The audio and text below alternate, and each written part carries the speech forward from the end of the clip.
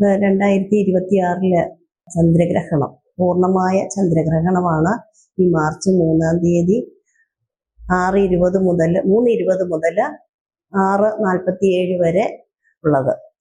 ഈ സമയത്ത് നമ്മൾ പാചകം നമ്മൾ ചെയ്യരുത്, ഭക്ഷണം കഴിക്കരുത്. അതുപോലെ തന്നെ ക്ഷേത്രങ്ങളിൽ പൂജാതി കാര്യങ്ങൾ ചെയ്യരുത്, നിവേദ്യമൊന്നും കൊടുക്കരുത് ആ സമയത്ത്. അങ്ങനെ നമ്മൾ ശ്രദ്ധിക്കുക. പിന്നെ നാമജപം, നമുക്ക് എപ്പോഴും നാമജപത്തിൽ ഏർപ്പെടാം. ഗ്രഹണ സമയത്താണെങ്കിലും നാമജപം ചെയ്യുന്നത് കൊണ്ട് യാതൊരു ദോഷവുമില്ല. പിന്നെ ചില നക്ഷത്രക്കാർക്കും അതുപോലെ തന്നെ ചന്ദ്രന് ബലമില്ലാത്ത നക്ഷത്രക്കാർക്ക് ഇത് കൂടുതലായിട്ട് എഫക്റ്റ് ചെയ്യും.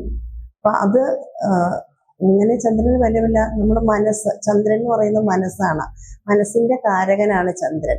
അപ്പം ചന്ദ്രന് ബലമില്ലാതെ വരുമ്പോൾ നമ്മുടെ മനസ്സാണ് ബലമില്ലാതാകുന്നത്. അപ്പം അത് പ്രത്യേകം ശ്രദ്ധിക്കുക, അങ്ങനെയുള്ളവർ പ്രത്യേകം ശ്രദ്ധിക്കണം. അത് ചന്ദ്രൻ നീചത്തിലുള്ളവരുണ്ട്, ചന്ദ്രൻ അതായത് വൃശ്ചികക്കൂറുകാര് ചന്ദ്രൻ നീചത്തിലാണ്. അപ്പോൾ വൃശ്ചികക്കൂറിലെ നക്ഷത്രങ്ങൾ അനിഴം, തൃക്കേട്ട, വിശാഖക്കാല്, ഇതൊക്കെ ആ കൂട്ടർക്ക് ചിലപ്പോൾ ഇതിൽ നിന്ന് തിക്താനുഭവം ഉണ്ടാകാം. പക്ഷെ സാധാരണ അങ്ങനെ കൂടുതലായിട്ടുള്ള ഇതുണ്ടാകാറില്ല. കാരണം ആ സമയങ്ങളിൽ നമ്മളതെല്ലാം ശ്രദ്ധിച്ച് കൈകാര്യം ചെയ്യുക. ഭക്ഷണം ഒരു കാരണവശാലും ഭക്ഷണം കഴിക്കരുത്, അതിന് വിഷാംശം ഉണ്ടാകുമെന്നാണ് പറയുന്നത്. അതായത് പണ്ടത്തെ ഒരു വിചാരം എന്ന് പറഞ്ഞു കഴിഞ്ഞാൽ ചന്ദ്രനെ രാഹു വിഴുങ്ങുന്നു എന്നുള്ള ഒരു ഇതൊക്കെ നമ്മൾ പറയാറുണ്ട്. ശാസ്ത്രീയമായി നോക്കിക്കഴിഞ്ഞാൽ അതിലൊന്നും യാതൊരു കഴമ്പുമില്ല. അങ്ങനെ വിഷാംശം, ഈ നമ്മുടെ അന്തരീക്ഷത്തില് വിഷാംശം കലർന്ന് ആ വിഷാംശം നമ്മുടെ ഭക്ഷണത്തിൽ ഉണ്ടാകാൻ സാധ്യതയുണ്ടാകുന്നത് കൊണ്ടാണ് ആ സമയം ഭക്ഷണം ഒഴിവാക്കണം എന്ന് പറയുന്നത്. നമ്മൾ ഇങ്ങനെയുള്ള സമയങ്ങളിലെല്ലാം നമ്മൾ നാമജപം, അതാണ് ഏറ്റവും പ്രധാനം. കലിയുഗത്തില് നാമജപത്തിനാണ് ഏറ്റവും പ്രധാനം. അതുകൊണ്ട് എല്ലാവരും കഴിവതും ആ സമയം പുറത്തിറങ്ങാതെയും അതുപോലെ നമ്മൾ വീട്ടിലൊതുങ്ങി നാമജപത്തോടു കൂടി ഇരിക്കാൻ പ്രത്യേകം ശ്രദ്ധിക്കണം.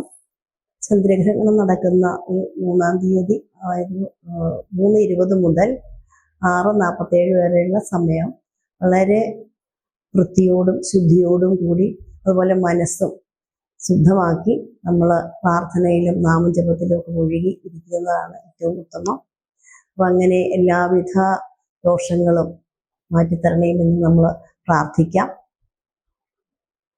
ദേവീദേവന്മാര് എല്ലാവരും നമ്മുടെ പ്രാർത്ഥന കേൾക്കും. ഈ സമയം വേണ്ട രീതിയിൽ വിനിയോഗിക്കുക. ഏറ്റവും പ്രാധാന്യം നമ്മുടെ വീടും പരിസരവും ശുദ്ധമാക്കുക എന്നുള്ളതാണ്. അത് പൊങ്കാലയ്ക്കും അങ്ങനെ തന്നെയാണ്. വീടും പരിസരവും നമ്മൾ വളരെ ശുദ്ധമായിട്ട് തന്നെ വൃത്തിയായിട്ട് സൂക്ഷിക്കേണ്ടതാണ്.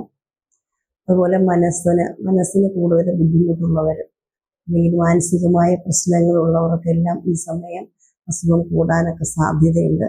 അപ്പം അങ്ങനെയുള്ളവരെ നമ്മൾ പ്രത്യേകം ശ്രദ്ധിക്കുക. അവരെ കൂടി പ്രാർത്ഥനയിൽ ഉൾപ്പെടുത്താൻ നമ്മൾ ശ്രമിക്കുക. ഇങ്ങനെ എല്ലാവർക്കും ഈ ചന്ദ്രഗ്രഹണം ദോഷമൊന്നും വരുത്താതെ എല്ലാവരും പ്രാർത്ഥനയോടെ ഇരുന്ന് എല്ലാവർക്കും നന്മ വരുവാനായിട്ട് നമുക്ക് പ്രാർത്ഥിക്കാം.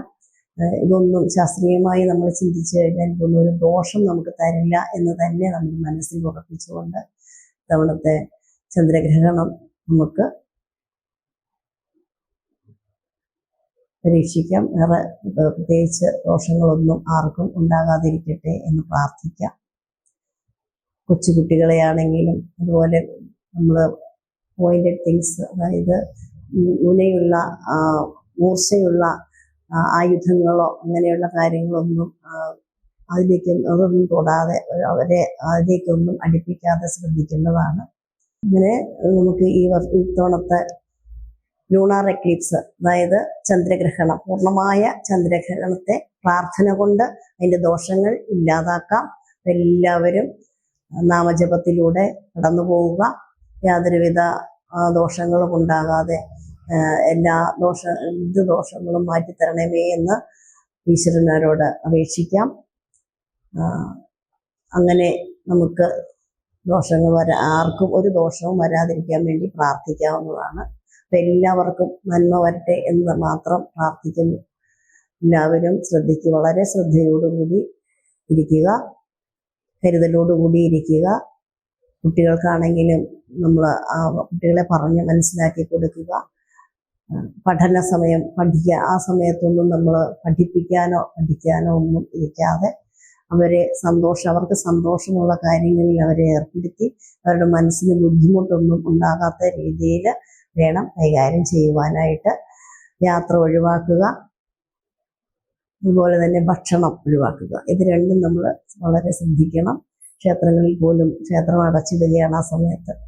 അപ്പോൾ അത്രയ്ക്ക് നമുക്ക് മാത്രമല്ല ഈശ്വരന്മാർക്ക് പോലും ഇത് അഫക്റ്റ് ചെയ്യും. അതുകൊണ്ട് അത് നമ്മൾ മനസ്സിലാക്കി അത് മുന്നോട്ട് പോവുക.